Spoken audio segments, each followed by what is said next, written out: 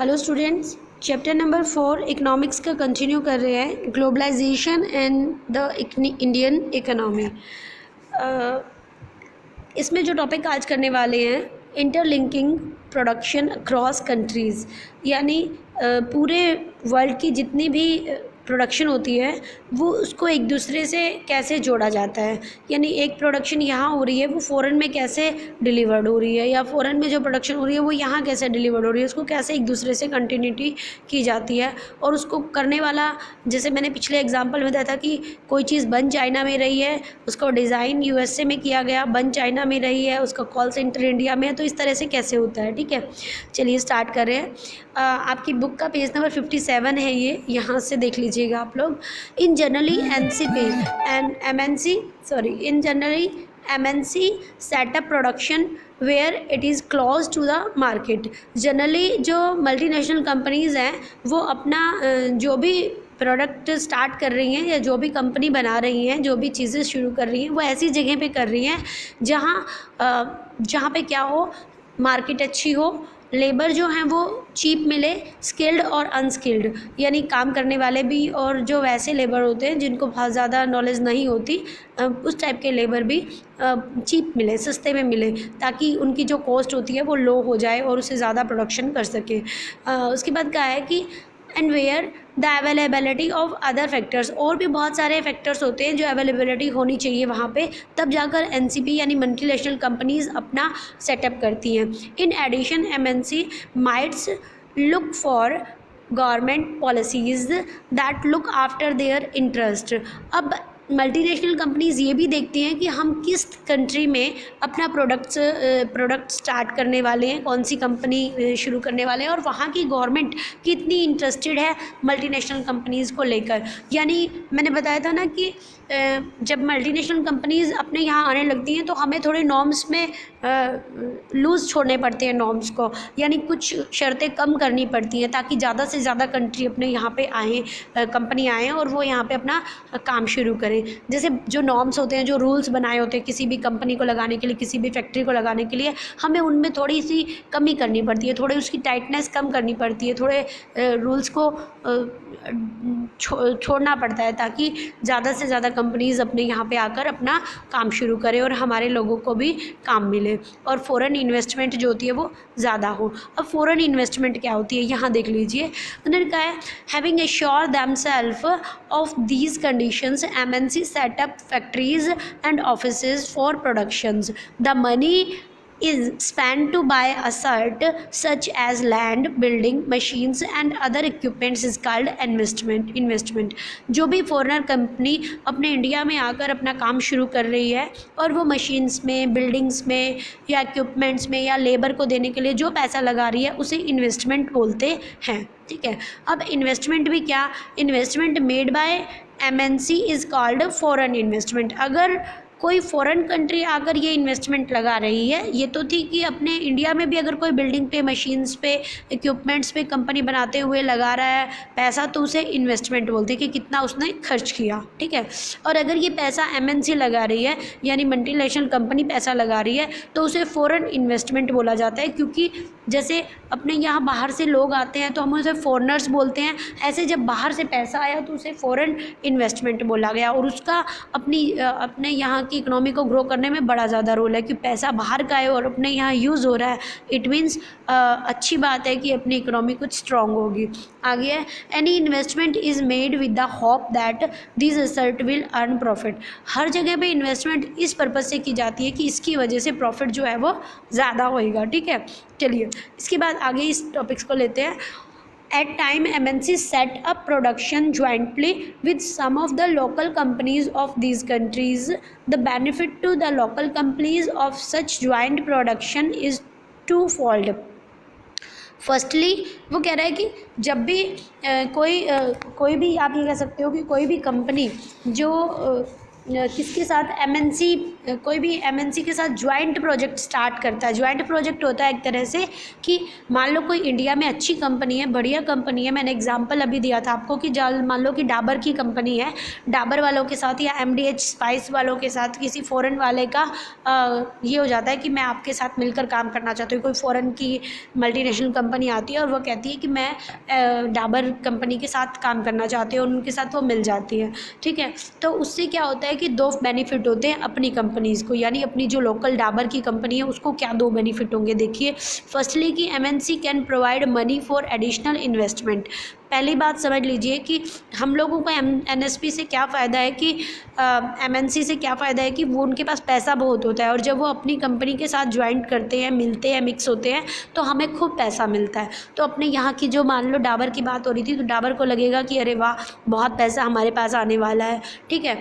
उसके बाद दूसरा क्या हो रहा है, सेकेंड जो उन्हें फ़ायदा मिल रहा है अपनी लोकल कंपनीज़ को, MNC might bring with them the latest technology और प्रोडक्शन। अब क्योंकि बाहर की कंपनी है तो ऑब्वियस है कि हम बहुत पीछे हैं और वो हमसे काफ़ी आगे हैं टेक्नोलॉजी की फील्ड में। तो वो ग्राइंडिंग की, जैसे मशीनों को मसालों को ग्राइंड करना है, उसको स्पाइसी कैसे करना है, ये सब बहुत सारी टेक्निक्स लेके आती हैं वो। तो एमएनसी से दो फ़ायदा अपनी लोकल कंपनीज़ को हो रहा है अगर लोकल कंपनी के साथ ज्वाइंट करके एमएनसी अपना कुछ बना रही है तो। पहला ये कि पैसा बहुत लाती है मल्टीनेशनल कंपनी अपने यहाँ पे, और दूसरा कि नई नई टेक्निक्स जो हमारी कंपनीज़ को नहीं पता वो उनसे सीखने को मिलती है। ये मैंने आपको फर्स्ट पॉइंट बताया इससे रिलेटेड कि कंपनीज़ जो है वो किस तरह से काम कर रही है। पहला पॉइंट ये था कि jointly with the jointly with some of the local companies की मल्टीनेशनल कंपनी आती हैं और वो लोकल कंपनी के साथ मिक्स होकर काम करती हैं। जैसे अभी एग्जांपल बताया कि डाबर का, मान लो कोई मल्टीनेशनल कंपनी आई, वो डाबर के साथ कहती है कि भाई मैं तेरे साथ मिक्स होकर काम करना चाहती हूँ, मैं अपना प्रोडक्ट भी यहाँ पे लगाना चाहती हूँ। तो डाबर को क्या हुआ कि डाबर को दो चीज़ों का फ़ायदा हुआ उस कंपनी को, एक तो उसे पैसा मिला काफ़ी सारा और दूसरा उसको नई नई टेक्निक्स मिली। अच्छा, अब आप सोचेंगे एमएनसी को क्या फ़ायदा मिला। अब एमएनसी को जो फ़ायदा मिला वो ये कि आने के बाद उसे बहुत सारे जो कागज़ी कार्रवाई होती है या बिल्डिंग बनाना होता है, ठीक है, या आप कह दो कि लेबर चूज़ करना है, स्किल्ड करना है लेबर को, वो सब करने की ज़रूरत नहीं मिली। उसने डाबर के साथ अपना हाथ मिलाया और सारा काम तो डाबर ने ही कर दिया, उसने तो सिर्फ पैसा पैसा डाला, ठीक है। चलिए नेक्स्ट पेज को करते हैं। यस, नेक्स्ट पेज आप अपनी बुक में पेज नंबर 58 को निकाल लीजिएगा। But the most common route for MNC investment to buy a local company, ये तो मैंने पहला बताया था आपको कि एक कंपनी आती है फ़ॉरेन से एमएससी और वो क्या करती है अपने यहाँ की कोई अच्छी सी कंपनी के साथ मिक्स होकर काम करना, ज्वाइंटली काम करना स्टार्ट कर देती है। जो दूसरा बताया वो ये कि सीधा आई वो कंपनी और उसने क्या किया, उसने यहाँ की कोई बढ़िया सी कंपनी को ख़रीद लिया और ख़रीदने के बाद क्या हुआ, ख़रीदने के बाद उसने, सेकंड पॉइंट है ये अपना, ख़रीदने के बाद उसने उससे अपना प्रॉफिट करना शुरू कर दिया। अब क्या हुआ कि मान लो आज उनकी डील फाइनल हुई और आज उसने वो काम करना शुरू किया, आज उसने डील फाइनल करी, आज उसने पैसे दिए और कल जो कंपनी को फ़ायदा होने वाला है वो उस एमएनसी को मिलने वाला है। क्यों? क्योंकि इसने आज ही खरीदा, ना उसने बिल्डिंग ली, ना उसने कोई पेपर वर्क किया, ना उसने कोई मशीनें खरीदी, ना उसने कुछ बनाया, उसने सिर्फ वो एक बनी बनाई जो कंपनी थी वो खरीद ली और अपना काम शुरू कर दिया, ठीक है, और फ़ायदा उसके पास आने लग गया। अब चलिए छोड़िए, हम इसको एक एग्जाम्पल से बताते हैं। देखिएगा, इन्होंने कहा है कि to take an example, Cargill food. Cargill food एक कंपनी है फूड की, ठीक है, अमेरिकन कंपनी है, अमेरिकन मल्टीनेशनल कंपनी है। उसने क्या किया, उसने इंडिया का एक पार्कर फूड वाली कंपनी को, छोटी सी कंपनी को ख़रीद लिया। अब क्या हुआ कि Parker food has build a large market network in various part of India.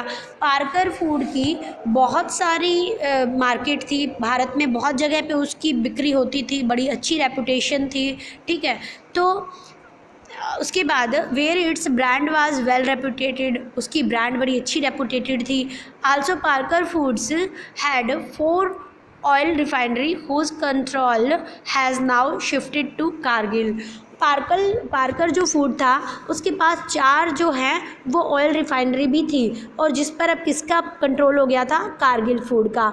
अब आप ये कह सकते हो कि कारगिल फूड के पास 50 लाख पैकेट हर दिन मतलब नए बनने को आते थे तेल की, ठीक है, यानी 5 मिलियन मतलब 50 लाख, ठीक है, इतने पैकेट्स डेली आते थे बनने के लिए ऑयल के, ठीक है। अब जो मैन्युफैक्चरिंग थी पार्कर फूड्स की, उसने एज इट इज़ अपने आप को बेच दिया कारगिल फूड को। कारगिल फूड को ना तो मार्केट की ज़रूरत पड़ी क्योंकि पार्कर की अच्छी मार्केट थी, ठीक है, वेल रेपुटेटेड थी, तो उसने बस ख़रीदा, आज ख़रीदा और कल से जो प्रॉफिट आया वो सारा कारगिल के पास गया। तो मल्टीनेशनल कंपनीज़ ऐसा भी करती हैं।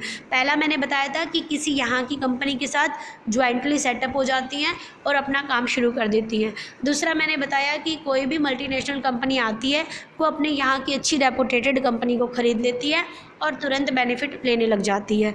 तीसरा इसका ज्वाइंट का एक और एग्जांपल है अपना, मैंने बताया अभी फ्लिपकार्ट जो है वो ख़रीद लिया गया है। इंडिया का फ्लिपकार्ट था, अब वो हमारा नहीं है, उसे एक मल्टीनेशनल कंपनी ने ख़रीद लिया है, ठीक है। और उसके बाद हम लोगों को ये लगता है कि हम तो अपना इंडियन ही कंपनीज से सामान ले रहे हैं, ऐसा नहीं होता है। आप बुक्स में आपके पास कई सारे ऐसे मटेरियल आते होंगे जिनमें लिखा होगा डिज़ाइन अलग जगह पे हुआ, मैन्युफैक्चरिंग अलग हुई, मार्केट अपनी में आ रहा है वो बिकने के लिए, ठीक है।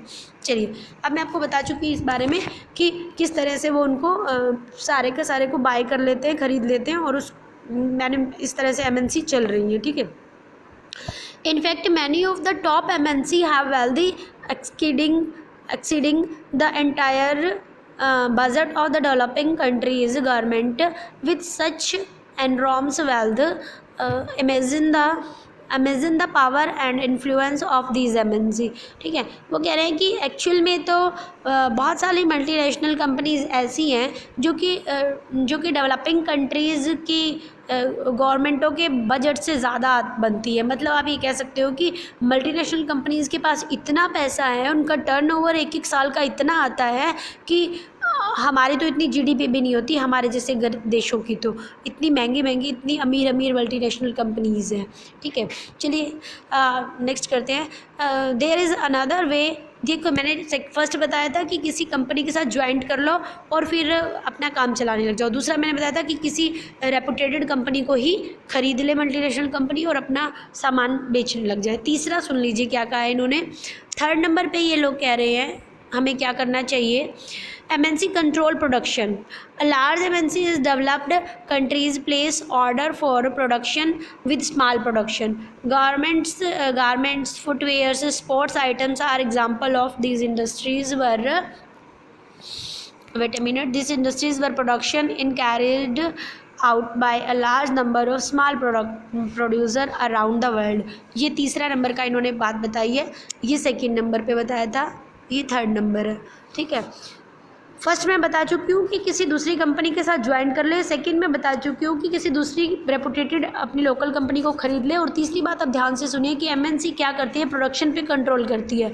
MNC डेवलप्ड कंट्रीज़ में क्या करती है कि वो छोटे छोटे जो प्रोड्यूसर होते हैं ना, जैसे शूज़ बनाने वाले छोटे छोटे प्रोड्यूसर हैं, या ये जीन्स या कोई भी गारमेंट बनाने वाले प्रोड्यूसर है, या फुटवेयर बनाने वाले हैं छोटे छोटे, उनको सीधा ऑर्डर दे देती है कि भाई आपने मेरे 200 जीन्स बनानी है और इस टाइप का स्टफ़ होना चाहिए, ये डिज़ाइन होना चाहिए, ये कलर होना चाहिए, ठीक है, और वो सस्ते में उन्हें दे जाते हैं।